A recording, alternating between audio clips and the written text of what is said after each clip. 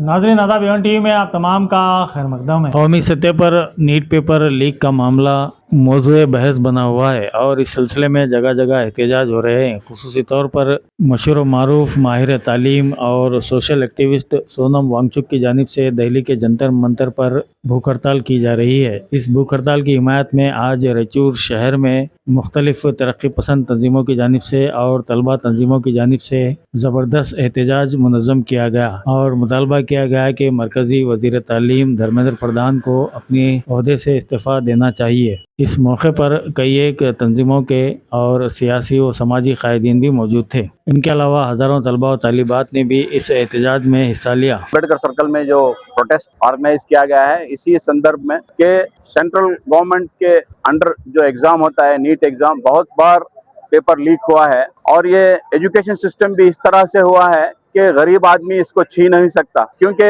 NEET का preparation के लिए कोचिंग्स को जाना पड़ता है। बड़े बड़े शहर्स में, बड़े इसमें जाकर लाखों रुपए खर्च कर कर बच्चे, अपने माँ बाप अपनी पूरी जिंदगी की कमाई उसमें लगाकर बच्चों को पढ़ाते हैं। बच्चे दिन रात पढ़कर स्ट्रेस लेकर एग्जाम देते हैं, लेकिन कुछ ही रुपयों में पेपर बेचकर, यानी अमीर लोग ही इसको पास कर पा रहे हैं। तो ये एजुकेशन सिस्टम पर भी एक सवाल है। लेकिन इसके बावजूद भी पेपर लीक पर, जहां पर एक पीसफुल गांधीयन इसमें एक प्रोटेस्ट चल रहा था दिल्ली में, गवर्नमेंट इसको पहले तो सीरियस लिया नहीं। उसको चाहिए था कि धर्मेंद्र प्रधान को खुद ही इसका ये लेकर रिजाइन करना चाहिए था, लेकिन एक प्रोटेस्ट को इस तरह से कुचला गया।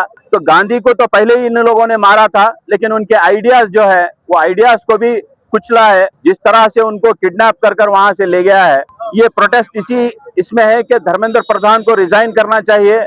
और जो एजुकेशन सिस्टम में जो करप्शन चल रहा है, पेपर लीक चल रहा है, वैसे मुद्दे तो बहुत कुछ हैं, जैसे एथनॉल पेट्रोल का है, करप्शन का है। बहुत सारी गवर्नमेंट इतनी ढीठ हो गई है, उनको लगता है कि कोई कुछ नहीं करेगा, लेकिन गवर्नमेंट को समझना चाहिए। इससे पहले भी गवर्नमेंट बहुत सारी छोटे छोटे मुद्दों के ऊपर जब पब्लिक इश्यूज लेती है तो वो गवर्नमेंट को जरूर झुकाती है। ये मूवमेंट इसी तरह से अगर नहीं मानता है तो अभी नेशनल लेवल के ऊपर हर जगह पे चल रहा है। हम रायचूर में भी इसको आगे बढ़ाएंगे, अलग अलग स्टेप्स पे लेकर इसको जरूर ये करेंगे, क्योंकि ये बच्चों का भविष्य के साथ, देश के भविष्य के साथ खेल हो रहा है। इसको रोकना चाहिए। शुक्रिया, थैंक यू। जो पूरे हिंदुस्तान में ये जो प्रोटेस्ट चल रहा है, और रायचूर में जो उम्मीद थी वो यहाँ पे नजर नहीं आती, इसकी वजह क्या है? बिल्कुल लापरवाही है? नहीं, बिल्कुल सही है। यहाँ पर ऑर्गेनाइजेशंस अपने अपने इंडिविजुअल इसको लेकर ये कर रहे हैं, लेकिन जैसे ही नेशनल मुद्दे ऐसे आते हैं, सभी ऑर्गेनाइजेशंस को इकट्ठा होकर, जिस तरह से किसानों के मुद्दों पर, यानी सीए एनआरसी के मुद्दों के ऊपर जैसा इकट्ठा होकर लड़ाई लड़ी थी, उसी तरह से हम सभी ऑर्गेनाइजेशंस को इकट्ठा करेंगे। इस मोमेंट सभी का है, ये किसी एक का नहीं है। अपने अपनी जो व्यक्ति अपना जो आइडेंटिटी है, उनकी आइडेंटिटी बरकरार रहेगी, लेकिन एक कॉमन कॉज के ऊपर एक प्लेटफॉर्म पर सभी ऑर्गेनाइजेशंस आएंगे। जिस तरह से पिछली बार भी हमने किसानों के मामलों में और सीएनआरसी में जिस तरह से गवर्नमेंट को झुकाया था, इस मुद्दे पर भी जरूर हम गवर्नमेंट को झुकाएंगे, मुझे उम्मीद है। ये सिर्फ अब नीट का मुद्दा नहीं रह गया है, ये सिर्फ नीट का मुद्दा या किसी इथेनॉल का मुद्दा या किसी का मुद्दा नहीं रह गया, एक डिग्निटी का मुद्दा है। क्या एक साइंटिस्ट को इस तरह ट्रीट करना सही था? क्या एक साइंटिस्ट को इतने दिन जेल में डालना सही था? क्या एक साइंटिस्ट की डिग्निटी को हार्म करना सही था? क्या एक साइंटिस्ट को इस तरह कहना कि उठ बे साले तेरा बहुत हो गया? ऐसे बहुत सारे क्लेम्स आ रहे हैं कि पुलिस ने ऐसे अल्फाज इस्तेमाल किए साइंटिस्ट के खिलाफ। क्या ये साइंटिस्ट को ऐसी इज्जत देना सही था? क्या मोदी सरकार सिर्फ एक गुंडों की सरकार है? क्या मोदी के जो सो कॉल्ड पुलिस है, दिल्ली पुलिस है, क्या उनका यही तरीका है एक डिग्नेटरी को ट्रीट करने का? क्या इसी तरीके से वो सारे प्रोटेस्ट को हार्म करते रहेंगे? क्या इसी तरीके से सारे प्रोटेस्ट को दबाते रहेंगे? क्या ये मामला ऐसे ही चलते रहेगा? कब तक हम लोग सिर्फ और सिर्फ प्रोटेस्ट करते रह जाएंगे? कब उनको भी अकल आएगी कि हाँ ये हमारी गलती है और वो रिजाइन करेंगे? कब तक इसी तरह से हमारे सारे एट्रोसिटीज हम सहते रहेंगे? और बहुत सारे क्लेम्स ये भी आ रहे हैं कि वहाँ पे पत्थरबाजी के लिए, सारी चीज़ों के लिए इंतजाम उनके अगेंस्ट ही क्लेम डालने के लिए तैयार बैठे हैं। सही है, कई सारे ब्रोकन वैन्स वहाँ पे रख दिए गए हैं, ऑलरेडी रख दिए गए हैं। क्या यही तरीका चलते रहेगा? और कुछ दिन बाद मीडिया, गोदी मीडिया ये शुरू कर देगी कि नहीं ये एंटी नेशनल्स थे। क्या एक साइंटिस्ट जो हमारी आर्मी के लिए टेंट्स बनाए, उनको थर्मल से बचने के लिए, उनको ठंड से बचने के लिए, क्या वो साइंटिस्ट के ऊपर एंटी नेशनल का इल्जाम लगाना सही था? क्या जेल सिर्फ ऐसे लोगों से भरते जाएंगे जो अपने देश के लिए योगदान देना चाह रहे थे?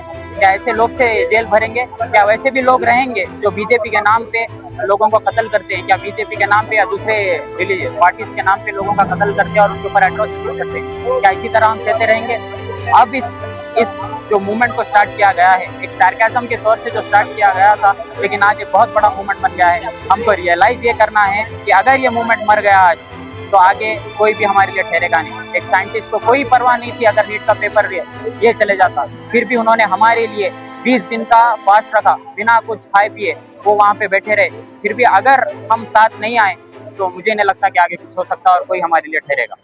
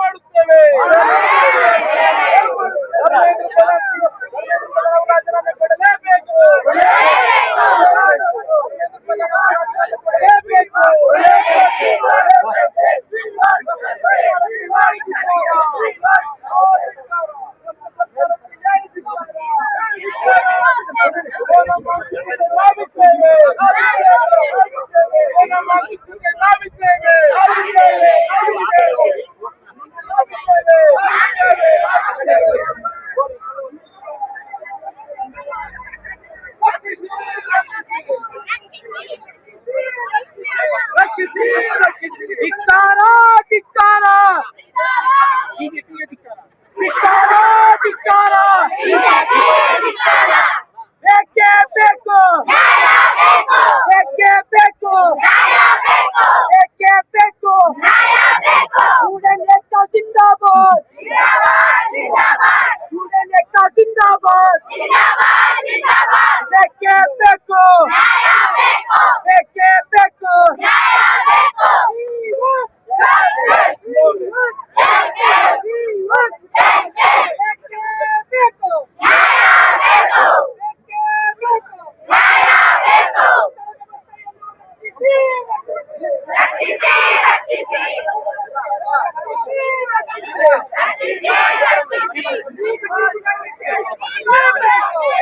कपड़ों की दुनिया में है जिसका राज, वो है हमराज।